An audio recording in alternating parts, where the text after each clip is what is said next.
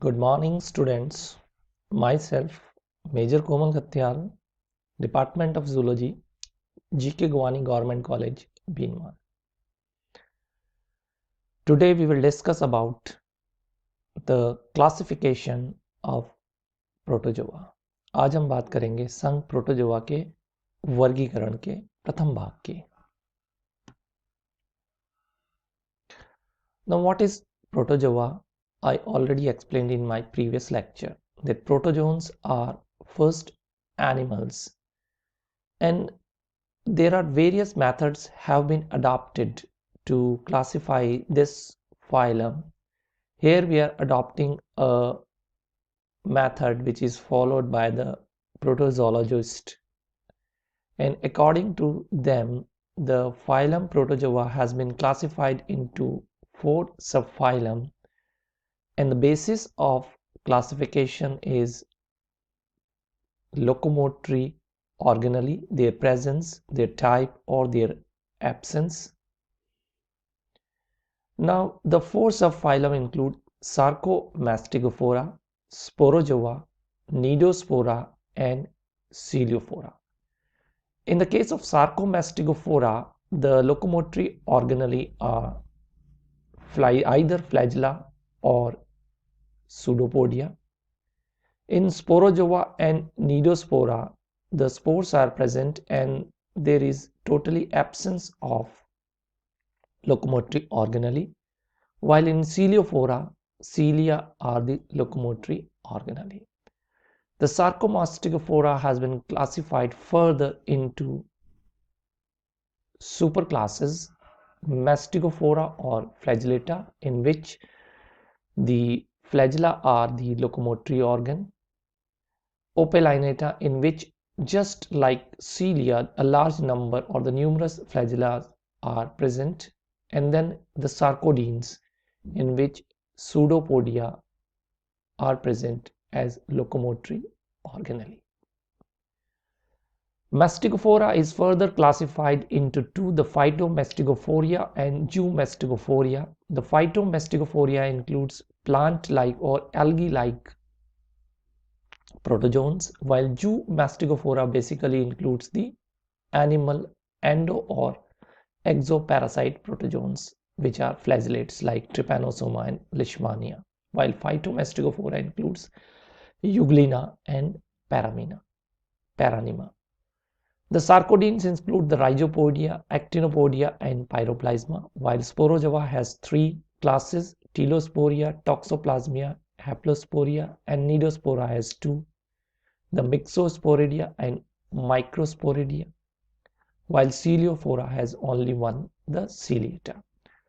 We will discuss today the subphylum Sarcomastigophora. The locomotory organs are pseudopodia or flagella, or both in some cases.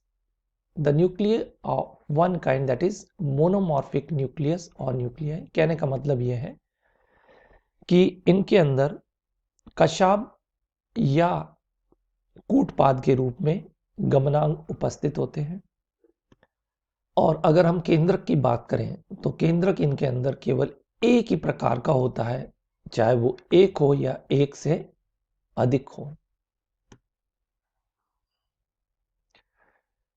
It is divided into 3 superclasses. I already told you, the Mastigophora, Opellinata, and Sarcodina, and we have already discussed about the classes of all these. Now, the Mastigophora, they are the simple primitive with firm pellicle. The locomotory organelle are flagella, मतलब कशाप के रूप में इनमें गमनांग होते हैं. The nutrition is either autotrophic or heterotrophic, मतलब ये क्या होते हैं, स्वयं पोषी या विषम पोषी हो सकते हैं. The first class, which is the Phytomastophorea, or known as the Phytoflagellata, the chlorophyll bearing chromatophores are present in them. Nutrition is holophytic by phototrophy. Reserve food is starch or paramylon, and flagella are 1 to 2 and sometimes more than 2. जो Phytomastophorea है उसके अंदर क्या होता है, chlorophyll पाया जाता है और क्लोरोफिल की उपस्थिति के कारण ये स्वयंपोषी होते हैं, सूर्य के प्रकाश में अपना भोजन स्वयं बना सकते हैं और इनमें जो संग्रहित भोजन है वो स्टार्च या पैरामाइलॉन के रूप में रहता है। जो कशाब है उसकी संख्या 1 या 2 हो सकती है और कभी कभी इससे अधिक भी हो सकती है। कुछ जो मुख्य वर्ग हैं वो मैंने यहाँ मुख्य गण हैं वो लिखे हुए हैं: क्राइसोमोनेडिडा, क्रिप्टोमोनेडिडा, यूग्लिनिडा, वॉल्वोसिडा, क्लोरोमोनेडिडा and डाइनोफ्लैजेलेटा with their examples.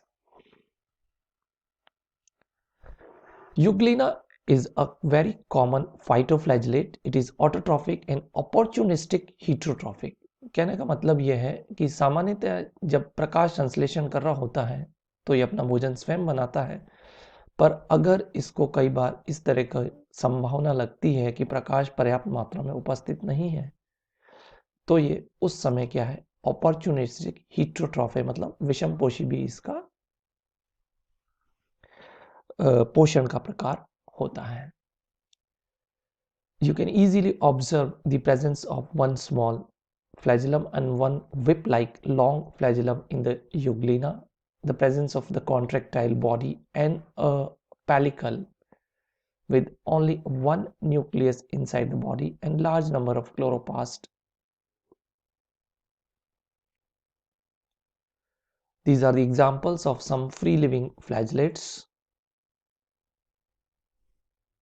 Again, some examples including the Protozoa, about which we will discuss in my next lecture. It is considered as a connecting link between the protozoans and the poriferans.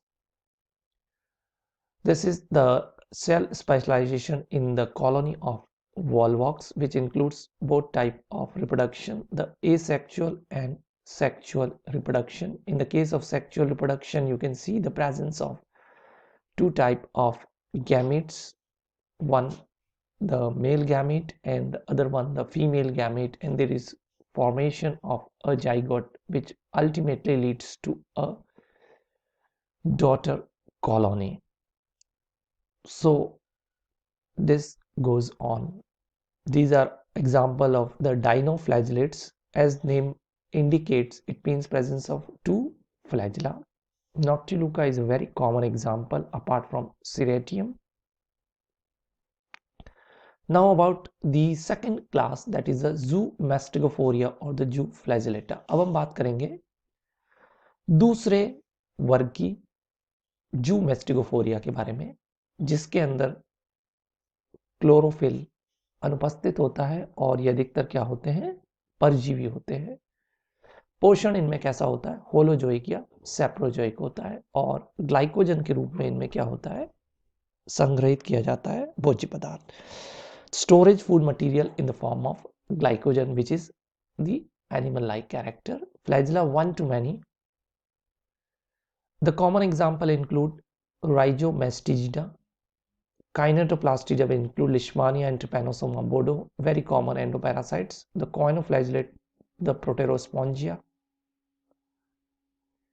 Giardia, the grand old man of the intestine.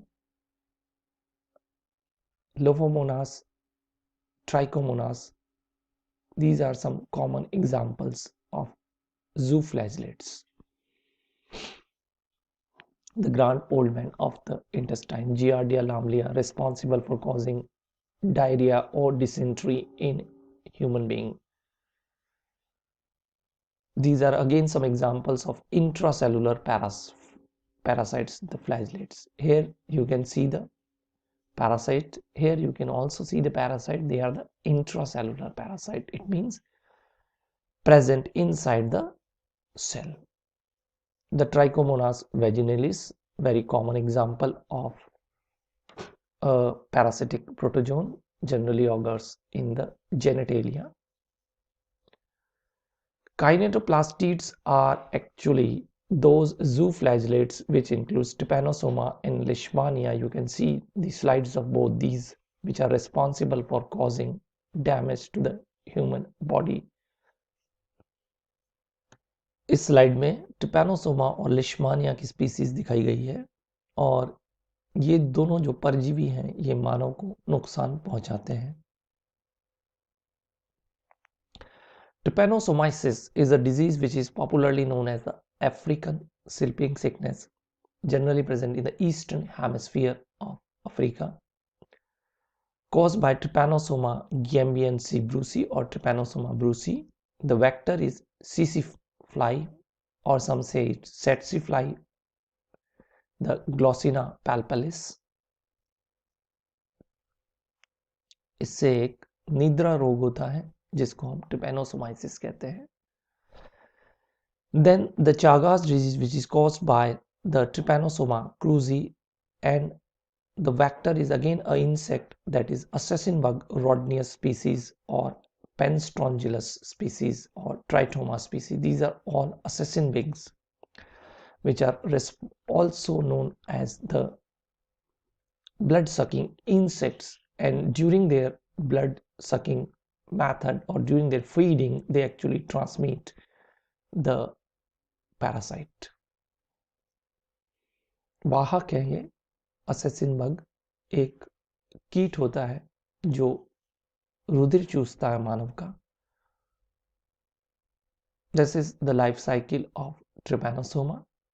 The Glossina palpalis biting the human being, transmitting the disease into human body, and all the development is taking place inside the human body. There are opportunistic other hosts also shown in this slide. Then the second example of the kinetoplastid, Leishmaniasis, which is caused by Leishmania. The vector is a sandfly, Phlebotomus, and some other includes the Lurgomya and Brumpotomya. It is more or less similar to the Trypanosoma species, and it is responsible for causing cutaneous and visceral forms of disease. जो लिश्मानिया है इससे लिश्मानियासिस होता है, और इसका वाहक भी एक कीट होता है जिसको हम सैंड फ्लाई बोलते हैं, फ्लेबोटोमस स्पीसीज की ज़्यादातर. और सामान्यतः इसमें क्या होता है कि जगह जगह जो त्वचा है, त्वचा पे दाद या अलग अलग तरह के चकत्ते या घाव हो जाते हैं जो नुकसान पहुंचाते हैं मानव शरीर को. This is the life cycle of Leishmania. You can see the sandfly is taking blood meal from the human body, and during its feeding it is actually transmitting the infectious agents, which are the Leishmania, into the human body. The promastigotes are phagocytes by the macrophages, and the promastigotes which transform into the amastigote inside the macrophages. The amastigotes multiply in cell including the macrophages of various tissue. Macrophages, जैसा हमें ज्ञात है कि ये जो macrophages होते हैं ये क्या किलर सेल्स होती हैं, भक्षाणु होती हैं जो हमारे प्रतिरोधक तंत्र की मुख्य कोशिकाएं होती हैं, अलग अलग उत्तकों में पाई जाती है, जैसे कप्फर सेल के रूप में, यकृत में होती है. इनके अंदर जब ये लिश्मानिया के प्रोमेस्टिगोड पहुंचते हैं वो एमेस्टिगोड फॉर्म में कन्वर्ट हो जाते हैं और वहां पर उसका डेवलपमेंट होता रहता है. जब एक फ्लैबिटोमस या सैंड फ्लाई ह्यूमन बीइंग को, मानव को का रक्त चूसती है तो उसके साथ ये क्या होते हैं, वापस मानव शरीर से फ्लैबिटोमस के अंदर जाते हैं, वहां पर डेवलपमेंट होता है और जो एमेस्टिगोट है वो वापस प्रोमेस्टिगोट फॉर्म में आ जाता है और फिर सारा डेवलपमेंट सैंड फ्लाई के अंदर होता है. तो इस तरह से जो लिश्मानिया है उसका जीवन चक्र पूर्ण होता है. वाहक के रूप में यहाँ पे फ्लैबिटोमस या सैंड फ्लाई कार्य करती है. So with this I complete my first part on classification of Protozoa, in which we have discussed about the outline classification of phylum Protozoa and discussed in detail about the Zoomastigophorea and Phytomastophorea. Thank you.